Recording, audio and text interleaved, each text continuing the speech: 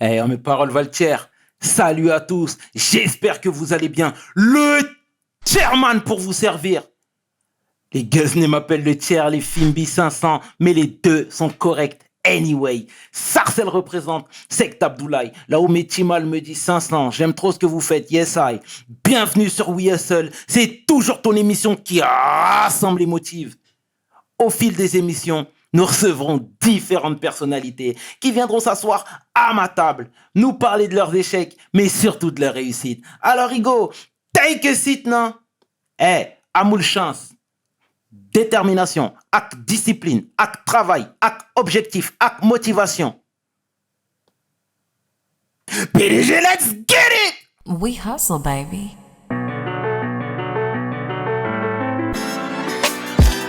Le chairman. We hustle, baby. Le chairman. We hustle, baby.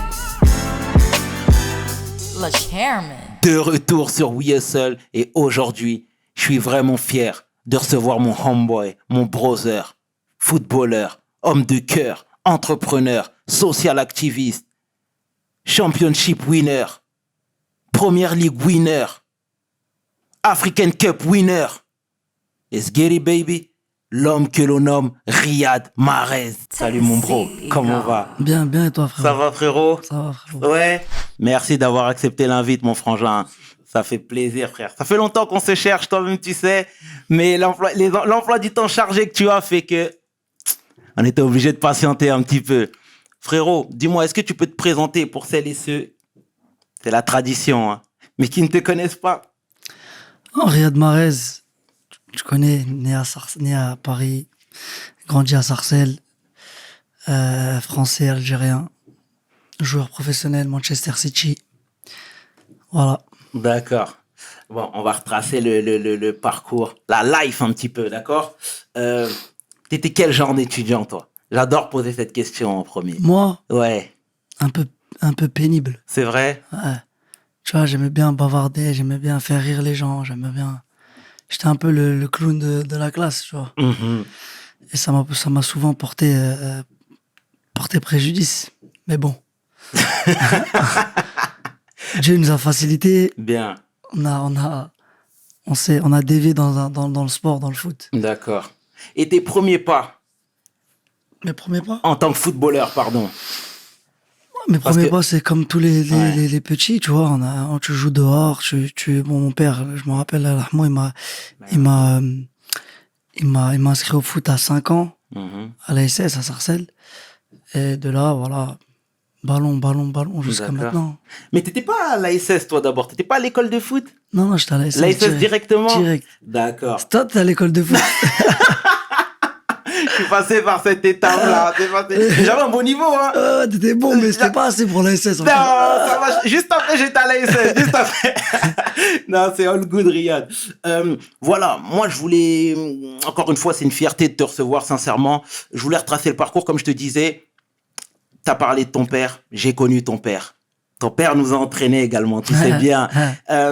Parce que faut savoir que ton père habitait dans notre quartier, d'accord? Et ta maman dans un autre quartier de la ville, qu'on appelle les Sablons, d'accord? Mais ce qui fait que pendant les vacances, on jouait tout le temps au foot avec ton frère Waïd, que je salue au passage, d'accord? Comment, après le départ de ton père, tu t'es dit... J'ai l'impression que c'était une deuxième étape pour toi. Ouais, je pense que c'était un, comment dire, un déclic. Tu Ouais. vois. Même si j'avais toujours l'ambition de vouloir percer et tout ça, tu vois. Mais quand le daron, il est parti, c'était vraiment une obligation, tu vois. Fallait vraiment pousser, fallait tout donner pour y arriver, tu vois. Et essayer d'aider la maman et la famille, tu vois. Mhm. Mais c'est fou d'avoir cette mentalité puisque, je le répète, t'es pas l'aîné. Mais tu t'es dit à ce moment-là, c'est toi qui vas prendre le Ouais, taureau par les cornes. Ouais, je sais pas, j'ai senti que c'était à moi de prendre mes responsabilités, tu vois. Mhm. Peut-être que mon frère aussi, dans d'autres domaines, tu vois. D'accord. Mais moi, c'était dans ce domaine-là je pense, j'y croyais vraiment. Je me disais vraiment que j'avais ma chance, tu vois. Et voilà, je me suis pas trompé avec l'aide de Dieu, bien sûr. Bien sûr. Il m'en voudra pas que je sorte son nom, mais Libas me disait, la première fois qu'il t'a vu, tu te souviens de Libas? Ouais, le frère. Exactement, exactement. Me disait la première fois qu'il t'a vu après avoir passé une peine en prison, il me disait, ouais, le tiers, c'est qui les tueurs là au quartier, là, dans la ville? C'est qui les tueurs? J'ai dit, franchement, je sais pas. Peut-être que je les vois trop, donc je sais pas. Il t'a vu jouer. Il m'a dit, Elage, il y a un petit là, c'est Ben Arfa, frère. Libas, il m'aimait trop. Parce qu'il m'a dit, c'est Ben Arfa, frère. Il est sorti de prison, il nous avait vu quand on était vraiment petits, lui, tu vois. Exactement. Il est sorti de prison, et lui, il était bon en plus, Il Libas. était très fort. Ouais. Il était très fort. Il est sorti de prison, il a recommencé à jouer avec nous, il m'a dit, mais t'es trop fort, Ria, t'es devenu trop fort, qu'est-ce qu'il y a, tout ça? J'ai dit, frérot, tu connais, on a grandi, on a joué, tout ça. C'est ça. Et non, mais super mec en plus, Libas. Non, c'est juste, voilà, tu vois, on a joué, on a joué, on a joué, on a joué, on a mangé des heures de football. Et voilà, et Dieu nous a facilité et on l'a fait, tu vois. Mais qu'on se le dise, Riyad, voilà, tu as toujours eu ce talent, toujours ce truc, mais tu n'étais pas le meilleur de ta génération. N'ayons pas peur des mots, tu vois. Après, comme tu as dit à Sarcelles, tout le monde était vraiment, il y avait beaucoup de super joueurs, tu vois. Après, je pense que niveau talent, tu vois, j'avais vraiment rien à envier à personne. Niveau talent, tu vois. Après, peut-être que j'avais des déficits au niveau athlétique. C'est ça qui faisait la différence par rapport aux autres. Tu vois, c'est pour ça que y a des gens qui partaient avant moi ou qui passaient devant moi, tu vois, dans les centres de formation ou qui jouaient. Et moi, je jouais pas. C'était juste pour le déficit athlétique, tu vois. Et donc, quand j'ai commencé à grandir et qu'athlétiquement, j'ai commencé à apprendre et que j'étais un peu plus costaud, un peu plus rapide, c'est là que mon talent, je le vois encore plus. Exactement. Tu vois ce que je veux dire? Ouais.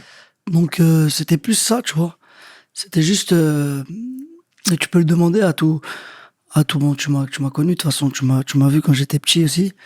Je savais tout faire avec un ballon, j'étais vraiment, tu vois, très talentueux, mais j'avais pas de force, j'avais pas de vitesse. Donc, forcément, les mecs qui courent plus vite, qui sont plus costauds, ils vont jouer, ils vont être là devant toi. S'ils ont un peu de talent aussi, donc, ils sont déjà en avance, tu vois.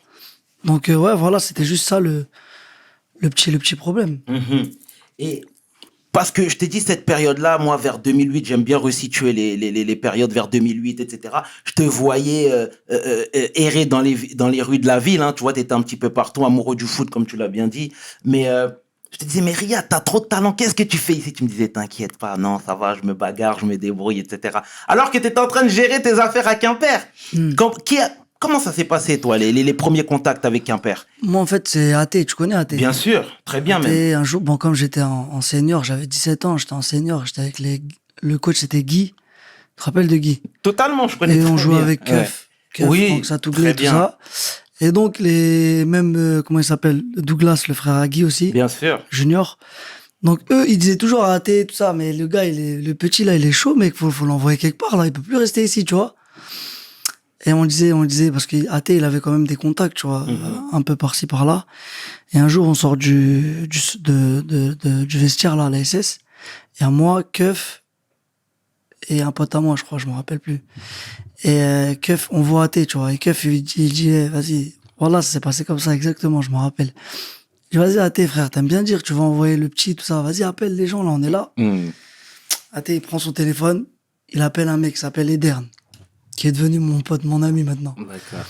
Edern, bonjour, tout ça. Bon, j'ai un joueur ici et tout. Pas mal, tout ça. J'aimerais bien que tu le vois, tout ça. Quimper, il était en CFA. Le mec, il nous dit, OK. Ramène-le, on a un essai. Ramène-le, je sais plus c'était quand, le 5, je sais plus, en juin déjà. Et ça, c'était en 2009. 2008 ou 2009, je sais plus. 2009, je crois. Donc, moi, je dis, vas-y. AT, il me dit, écoute, débrouille-toi, frérot. Là, il t'a dit, viens. Tu payes ton billet, tu te débrouilles. Bon, moi, j'avais pas d'argent. La daronne, elle t'a fait pas. Mon ref, il t'a fait pas. On était vraiment, tu vois, on est là, on vivait normal, tu vois. Donc, pour payer le billet, c'était un peu relou. Donc, j'ai un peu parlé j'ai un peu travaillé la maman, tu connais. Petit à petit, au bout d'une semaine, elle a cédé. Elle m'a dit, vas-y, c'est bon. Tiens, et tout. Donc, je suis allé à Quimper, j'ai fait mon test, ça s'est bien passé, ils ont bien aimé. Après, je suis resté là-bas, tu vois. Après, j'ai signé 1 an. Au début, ils voulaient pas me faire signer, ils voulaient me faire signer amateur, mais après, bon, ça a poussé un peu. Ils m'ont fait signer fédéral, donc j'ai signé 1 an là-bas. Et c'est là que c'est parti, tu vois. Mhm. Mais ça part de rien, tu vois. D'accord. D'un petit coup de fil. La détermination, Ouais, bah t'as oui. provoqué ta Toujours, chance. toujours. C'est bien, c'est bien. Donc, du coup, tu as fait tes armes. Et déjà, est-ce que c'est vrai, la rumeur qui dit que en province, le niveau est moindre qu'en Île-de-France? Aujourd'hui, tu peux le dire aujourd'hui. Non, l'Île-de-France, on a beaucoup plus de joueurs et beaucoup plus de talent. Tu vois. Bien sûr. Maintenant, nous, Quimper, c'est peut-être moins talentueux et tout ça, mais on était dans la poule de Paris. On était dans la poule de Viry-Châtillon, Moissy-Cramayel, Noisy-le-Sec. Donc on jouait ces équipes-là de Paname, tu vois. Mhm. Mais moi, à la base, quand on me disait, ouais, tu peux pas jouer en CFA à Paname, tu peux pas jouer en CFA à Paris, parce que j'avais pas fait d'essai, tu vois. J'avais pas fait d'essai en CFA. Mais les gens me disaient, pourquoi? Parce que c'est costaud, tu vois, c'était dur, tu vois. Mais quand tu joues avec ces équipes-là, par exemple, quand j'étais au Havre après en CFA, on jouait contre les Drancy, les Noisy-le-Sec, tout ça, là. Ils étaient pas très forts, tu vois ce que je veux dire? C'était pas un niveau de fou? non, c'était pas un niveau comme qu'on me disait, tu vois, quand j'étais à Sarcelles. D'accord. C'était juste que c'était dur. C'était dur de rentrer dans le wagon, en fait. T'as compris? Mhm. Mais, quand moi je jouais avec le Havre, là, les jeunes, là, on avait les 18 ans, on venait jouer, on battait les équipes ici, là, à Paname. Ils étaient pas très très forts, tu vois, les équipes. Il y avait des bons joueurs, mais c'était plus la bagarre. C'était plus la bataille, tu vois. C'est la raison pour laquelle tu t'es exporté là-bas? Ici, t'as senti que c'était bouché, saturé? Ouais, je me suis dit, ouais, mais j'ai pas fait d'essai, tu vois, mais on m'a toujours dit, ouais, j'aurais pu, hein. Je sais pas pourquoi j'ai pas fait.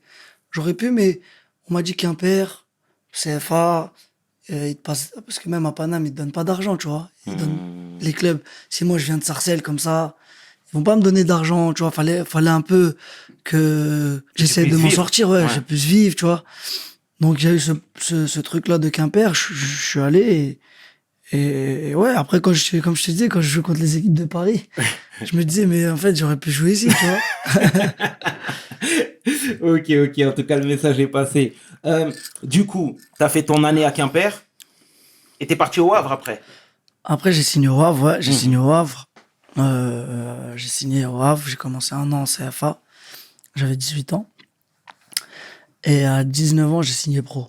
D'accord. Ouais. D'accord. Moi, je me souviens à l'époque, quand tu faisais tes classes au Havre, j'étais en train de voir mes gens à l'extérieur de Sarcelles. Je leur disais, il y a un mec qui va péter, c'est mon gars. Riyad Mahrez, il arrive. Mais je savais pas que ton game, t'allais l'emmener aussi haut. Ça, c'est clair, c'est clair. Et comment, du coup, les premiers pas en professionnel cette fois-ci au Havre? C'était pas facile, les premiers pas en professionnel, tu Dis-moi sais, tout. parce que, bon, j'arrivais de CFA de la réserve, où j'avais mis peut-être 14 buts en CFA. Et donc, ils m'ont fait signer pro. Et le coach, il m'aimait bien, tu vois, mais bon, j'avais jamais, tu vois, le cap entre la réserve et les pros, c'est une bonne différence quand même, tu vois. D'accord.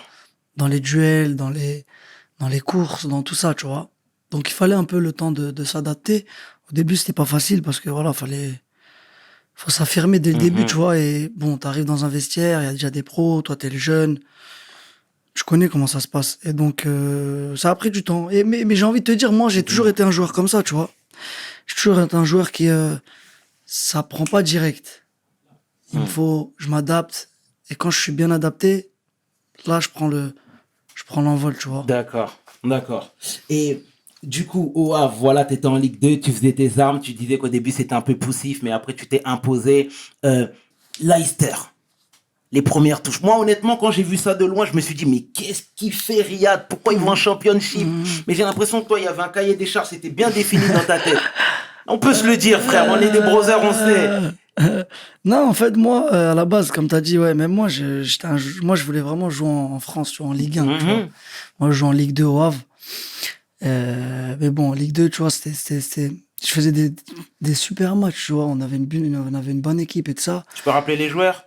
On avait les Walid Mesloub, Johan Rivière, Ben Mendy, Distel Zola, Romain Saïs, Zargo Touré. On avait une vraie équipe, tu vois. D'accord. Et donc, moi, je faisais des bons matchs en Ligue 2 de ça, mais jamais personne qui a voulu prendre le risque de m'acheter, tu vois, en France. Parce que tu connais, il n'y a pas d'argent, il n'y a pas si. Ils veulent vraiment des mecs prêts tout de suite, tu vois. C'est pas comme maintenant. Maintenant, ça part un peu plus vite, tu vois. Maintenant, les joueurs, ils sont transférés un peu plus rapidement. Ils font un bon truc ou une demi-saison bien, ils partent. C'était plus dur à l'époque. C'était il y a 10 ans, hein, je te parle, tu vois. C'est clair. Donc Leicester arrive. Moi, je veux vraiment pas y aller. J'éteins mon téléphone. Je suis en vacances en décembre, là. Je rentre à Sarcelles, je passe mes vacances, je joue au foot, je joue avec mes potes, je vois mes potes, tout ça. Mais Leicester, ils veulent vraiment, tu vois. Mon agent, il me fait appeler des gens qui jouent en Angleterre, qui m'appellent, qui me disent « Myriad, t'es fou. Vas-y, c'est une opportunité de fou pour toi, tout ça. » Je reviens en janvier au Havre pour recommencer la deuxième partie de saison. Et je vois vraiment que Leicester, ils veulent vraiment, tu vois. Ça pousse. Moi, à l'époque, je gagnais pas grand-chose au Havre, tu vois. Et Leicester, ils me disent « Bon, vas-y, on te donne tant. » C'est une vraie différence par rapport à ce que je gagnais, tu vois. Après, je me suis dit « Ils sont prêts à mettre tout ça, mais ils me veulent vraiment, tu vois. » Donc là, j'ai commencé à faire quoi? J'ai ouvert mon ordinateur. Avant, j'avais rien fait. J'ai mis Leicester City sur Google. J'ai regardé stade, le club, championnat. Ils étaient premiers en championship. Il restait 20 matchs. Je me suis dit, ça a l'air d'être super là-bas, tu vois. Ma mère, elle m'a dit, je la sens, tu vois, vas-y. Ah ouais, Ouais, d'accord. tu connais, prière de consultation. Bien. On fait. On voit qu'il y a les signes, ils sont Favorable. ouais, favorables. Donc tu te dis bon, vas-y, on va tenter. Mais en fait, c'était le meilleur choix que j'ai fait dans ma vie, tu vois. D'accord. Ça m'a vraiment propulsé, tu vois, au haut niveau. Parce que 19 matchs, après, on est monté directement en Première Ligue. Et après, voilà, tu connais. D'accord. Après, la suite est historique. Ah, c'est excellent, mon bro. Du coup, tu disais, voilà, première année en Première Ligue, là, du coup, c'était un petit peu difficile. Nouveau monde, médiatisation, surmédiatisation même, parce que tu étais partout. Est-ce que c'était pas difficile à gérer? Parce que toi, de base, t'es quelqu'un d'introverti. Ouais. Quand on me connaît pas, on va dire... T'es introverti, Riyad, quand même. Un peu, non. Tu vois ce que je veux dire? J'ai envie de dire... Comment te l'expliquer sans être... Dis-moi. Sans paraître prétentieux. Je suis pas très sociable quand je connais pas. Tu vois? Tu sais, j'aime pas... Ouais. Tu vois, il y a des gens qui aiment bien parler avec tout le monde, discuter. Moi, j'arrive pas, tu vois. Si je te connais pas trop, tu vois, je vais toujours avoir une petite distance. Une réserve. Ouais, mais ouais, là, c'est vrai que moi, je suis quelqu'un... c'est vrai qu'en plus, après, je suis parti en sélection avec l'Algérie, j'ai fait la Coupe du Monde et tout ça. Exactement. Donc l'image, elle a vraiment... tu vois, d'un coup, ça a pris une ampleur. Et au début, t'es content. Je dis, ah ouais, bon, les gens, ils te reconnaissent un peu, c'est bien, tout ça, tu kiffes. Mais à un moment donné, tu commences comme maintenant. Moi, maintenant, j'aimerais trop être quelqu'un de... Personne me connaît. Lambda. Voilà, j'ai envie de jouer. Bon, j'aime trop le foot, j'ai envie de jouer au foot, rester dans le très haut niveau et de ça, mais je veux que je marche dans la rue, personne parle avec moi, tu vois, personne me dérange, tout ça, tu vois. Mais tu peux pas avoir tout, tu vois ce que je veux dire, tu peux pas tout avoir. Donc, comment dire, ça fait partie de ta vie, ça fait partie du succès, et voilà. Après, à un moment donné, c'est sûr que tu fais plaisir aux gens, les gens, ils sont fiers, et même toi, ça te fait vraiment plaisir quand tout le monde vient et te demande des photos, et tu sens que tu les rends fiers, tu vois, surtout les Algériens, tu vois. Tu connais, nous, on est une patrie fierté à fond. Donc voilà, tu vois. D'accord. Et donc, je disais, pour en revenir à Leicester, la Première Ligue, les premiers matchs, c'était un petit peu difficile, mais la deuxième année, révélation. Ouais, la première année, c'était l'année de l'adaptation. Comme je t'ai dit tout à l'heure. C'est normal. C'est normal. Et j'avais fait une bonne année, hein, dans les contenus, tu vois, pas dans les statistiques. C'est vrai. Dans les contenus, j'avais fait une bonne année, tu vois. Et on s'est maintenu à la fin. Et l'année d'après, c'était vraiment l'explosion, tu vois. Le coach Ranieri, il est venu, il m'a donné les clés, il m'a donné beaucoup de responsabilités. Et nous, on est des joueurs vraiment qui marchent à la confiance, tu vois. Donc j'avais toute la confiance, et j'avais tout sur moi. Et après, voilà, tu montres ton talent et c'est là que ça c'est vraiment. C'est là que le succès est vraiment arrivé, tu vois. D'accord. Et est-ce que tout ça, c'était pas dur à gérer? Un peu. Toute cette Si, médiatisation, un peu, un peu. Riyad Mahrez. Moi, je vois, il y a des rappeurs qui font des sons sur toi. Il y a des rappeurs qui te dédicacent. Tout le monde met le maillot Mahrez. On t'appelle partout. Toi qui es un petit peu introverti, je mets bien les guillemets. Non, ça fait, comme je t'ai dit, ça fait plaisir, mais c'est pas facile. Faut vraiment rester focus, comme on dit, tu vois. C'est pas, et il faut toujours, où j'ai été bon, et je pense que c'est très important pour que les jeunes le sachent, c'est que j'ai toujours gardé les mêmes personnes autour de moi. Ah, c'est important. Tu vois, j'ai jamais no new friends. Tu vois ce que je veux dire? Il n'y a pas trop de Ouais. nouvelles têtes à côté, tu vois. Et quand tu gardes vraiment tes potes à côté de toi, t'es dans ta bulle et tout ça, succès, pas succès, comme je t'ai dit, t'es protégé, tu vois. Mhm. Donc c'est bien. Le message est passé, mon bro. Pour parler de l'Algérie, de la sélection, moi, je me souviens, t'es venu sur la pointe des pieds. 2014, pardon. Vaïd t'appelle. Bon, t'étais sûr de ton talent, mais rien ne prédisait un tel avenir. Est-ce que, encore une fois, là, c'était quoi? C'était gratifiant, c'était trop de pression, ou tu t'es dit, moi, je viens de Sarcelles. C'est que du bonus pour moi. Tu penses que je me suis dit quoi?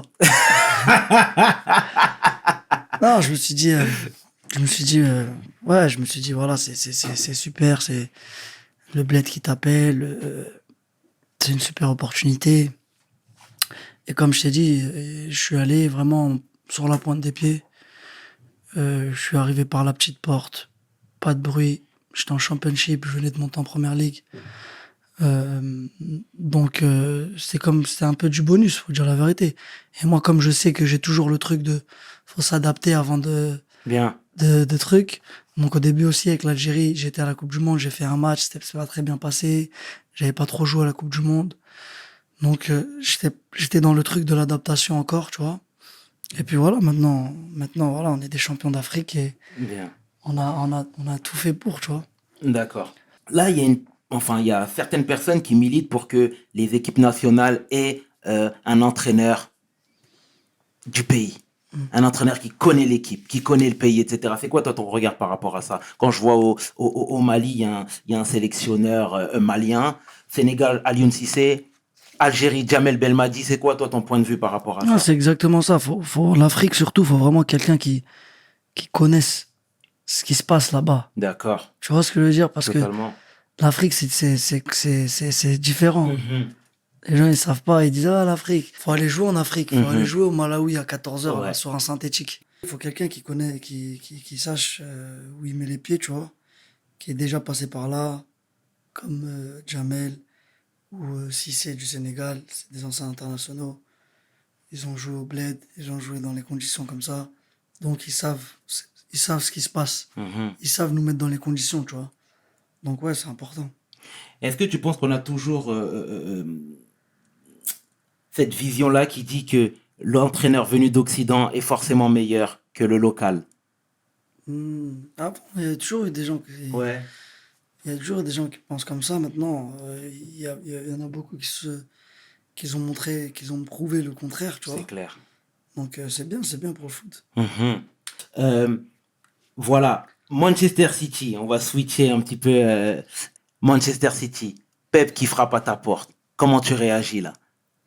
Ouais, Pep, c'était les années Barça, tu vois. C'était vraiment, c'est là où quand on était jeune, 2010, 2009, 2011, on kiffait vraiment le Barça. C'était le Barça de Pep, tu vois. Donc quand tu vois qu'il te veut et tout ça, c'est flatteur, t'es content et tu as envie de jouer pour lui, tu vois. D'accord. L'acclimatation, c'était pas trop dur parce que à Leicester, t'étais Si, la star. c'était pas facile à Ouais. Manchester. T'arrives, bon, c'est un vestiaire de grands joueurs, tu vois. Donc pour s'adapter, c'est pas facile, mais bon, comme je t'ai dit, j'ai toujours encore eu ce temps d'adaptation C'est clair. avant de faire des bonnes choses, hein. Et ta relation avec Pep? Elle est bien normale, le coach joueur, tu vois. D'accord. C'est un coach de très très grande Envergure. envergure, de très très grand niveau, tu vois aussi. Donc tout le monde connaît. D'accord. Pour le coup, quand tu joues à Manchester City, tu te dis quoi par la suite? Tu te dis, t'as envie d'aller plus haut ou tu veux rester à City, toi? Le truc, c'est que je vois pas, il y a quoi de plus haut. D'accord.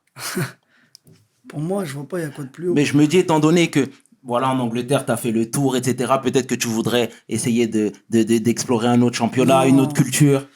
J'aime vraiment l'Angleterre. Le football anglais, il est magnifique. Mhm. Et j'ai vraiment pas envie de quitter ce championnat, tu vois. Et j'ai des objectifs personnels aussi D'accord. à aller chercher, tu vois, dans ce championnat. Donc, on va continuer. D'accord. Et le lifestyle là, dans tout ça, tu vois, parce que il y a plein de footballeurs qui disent que nous, on aime bien rester focus, mais tout ce qui se passe à côté, ça déplaît, tu vois. Quand il y a toi, tu l'as bien dit tout à l'heure, no new friend.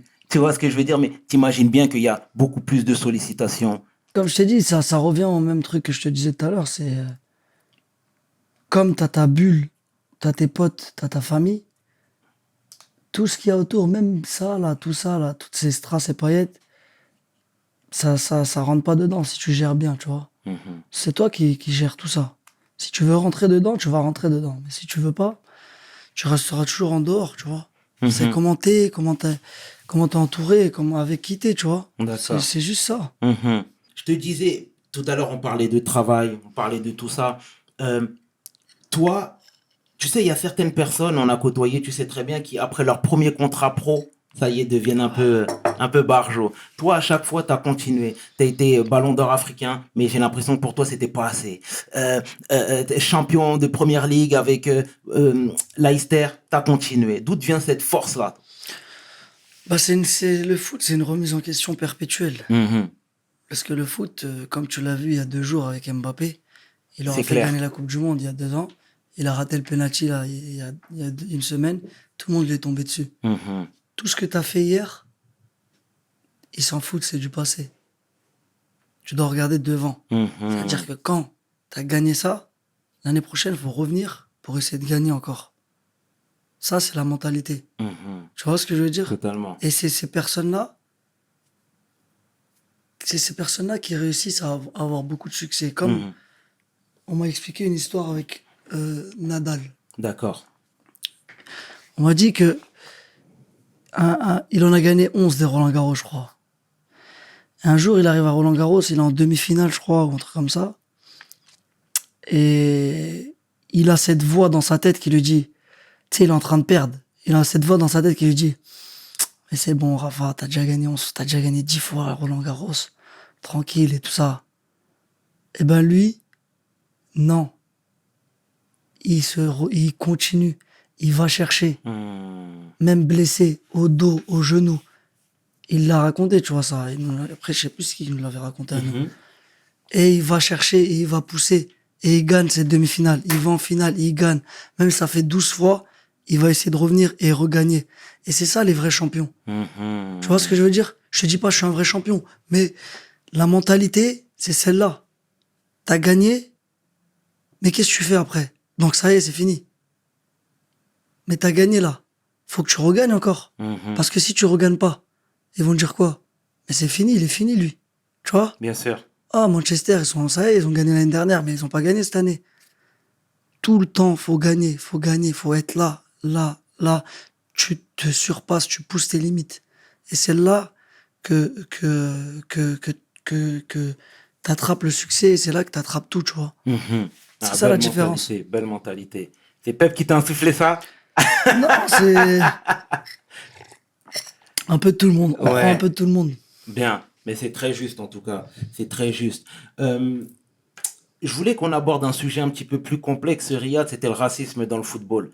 Est-ce que toi, j'étais tombé sur une intervention de Samuel Eto'o qui disait que il avait l'impression que la FIFA ne combattait pas vraiment le racisme. C'est quoi toi ton point de vue par rapport à ça? Ah, je pense que ils doivent prendre encore plus Mesure? de mesures, plus de sanctions, de trucs plus radicaux, tu vois, pour vraiment que ces personnes-là, ils arrêtent vraiment de faire ces choses-là, tu vois. Mhm. Parce que sinon, ça va continuer, ça continuera tout le temps. Après, je pense que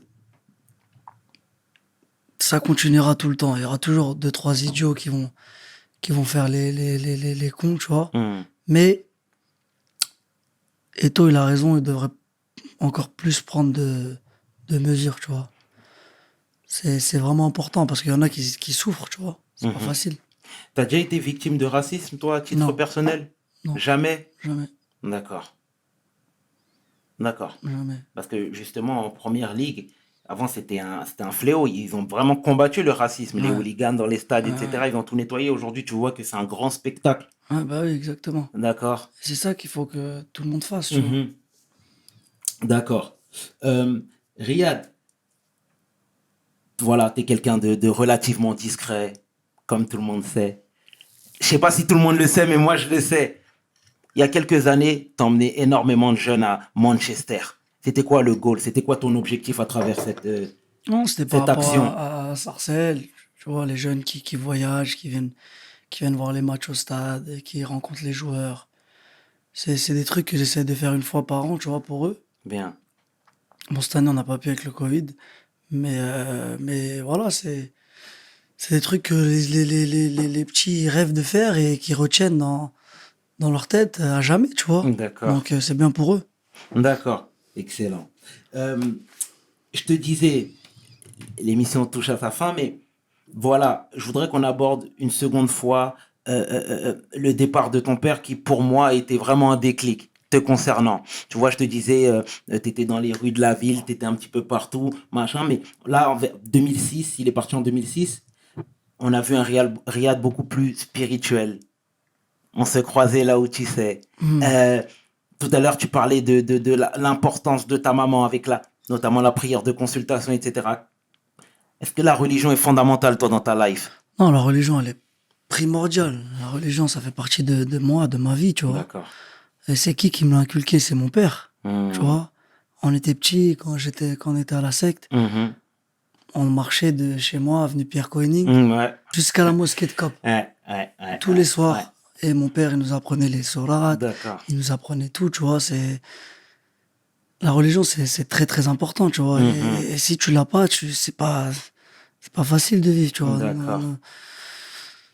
Dieu fait partie de notre vie, tu vois. Tu D'accord. connais, on est des musulmans et sans ça, on n'y arrivera pas, tu vois. Mhm. D'accord. Ouais, c'est très juste ce que tu dis, mon bro. Et en fait, c'est plus qu'un détail, mais si tu veux, là où, comme je te le disais en début d'émission, tu étais pour moi, en tout cas, pas forcément le plus fort, Hmm. mais j'ai l'impression que tu étais calibré déjà. Tu savais où tu voulais aller. Hmm. Moi, je te cite à chaque fois en disant que tu n'es pas obligé de passer par un centre de formation. Tu as vraiment fait entorse à la règle. Je pense à toi, je pense à Ngolo. Tu vois, et aujourd'hui, vous êtes presque sur le toit du monde, tu vois. Hmm. Et ça, c'était important pour moi de le souligner, en tout cas. Non, non, c'est sûr, c'est sûr. C'est comme je disais, c'est pas obligé Pour moi, être dans un centre de formation, c'est bien. Mais ça fait pas forcément de toi un meilleur footballeur. Tu vois ce que je veux dire? Et pour moi, arriver plus tard, c'est mieux. Pourquoi? Parce que tu gardes cette insouciance et cette manière de jouer comme si tu étais au quartier. Tu vois? Bien. T'as aucune règle, aucun frein dans ton jeu. Mhm. Tu vois? Alors que quand t'arrives à 12, 13 ans dans un centre de formation, ça commence déjà à dire lâche ta balle. Fais pas ça. Je comprends. Si, Ouais, fais je ça. comprends. Alors quand t'arrives à 17, 18 ans comme moi, je suis arrivé au Havre.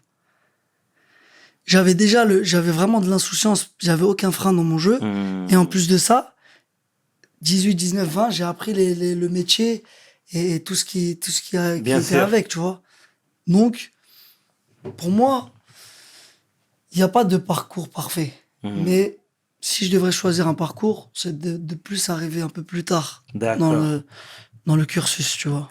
Aujourd'hui, toi, t'as un petit, d'accord? Tu lui dirais quoi s'il te dit, papa, je veux être footballeur? Je dirais, Tu le mettrais en centre de formation? ça dépend. Si je vois que mon petit, c'est un tueur, il peut vraiment, le centre de formation peut vraiment lui apporter quelque chose et de ça. Peut-être. Mais ça dépend comment il sera, ça dépend de sa mentalité, tu vois, il y a beaucoup de choses qui entrent en compte. Mais pour moi, si t'es un tueur à 13 ans et que tu continues de t'entraîner, même si t'es pas dans un centre de formation, à 16 ans, tu vas toujours être un tueur, tu vois. Mhm. Et peut-être qu'à 16 ans, c'est mieux pour toi de rentrer dans le centre de formation. D'accord. Tu vois ce que je veux dire? Totalement. Totalement. Donc, Totalement. voilà. En tout cas, Riyad, Merci à toi d'avoir accepté l'invite. Merci à toi d'être venu, de nous avoir éclairé sur certaines zones. Et merci de continuer de porter haut les valeurs de l'Afrique, les valeurs de Sarcelles. Merci frérot, merci. Tu nous fais plaisir, frère. Tu vois, moi, quand je vais dans les rues, etc., je vois les brothers avec le numéro 26 de Manchester City, avec le numéro 7 de l'équipe de l'Algérie. C'est comme si c'est ma victoire, frère. Tu vois ce que je veux dire? C'est ma victoire. Et aujourd'hui, pour ça, frère, au nom de toute l'équipe de We Hustle, pardon, et pas que, parce qu'on est plusieurs à te regarder, à t'écouter, on te dit merci, mon frangin. La porte de We Hustle te sera toujours ouverte. Mais ça, toi-même, tu sais, j'ai même pas besoin de le préciser, mon homeboy. Merci, En merci, tout cas, merci. Merci de c'était m'avoir invité, en tout cas, ça fait plaisir. hier. C'était le chairman et 500.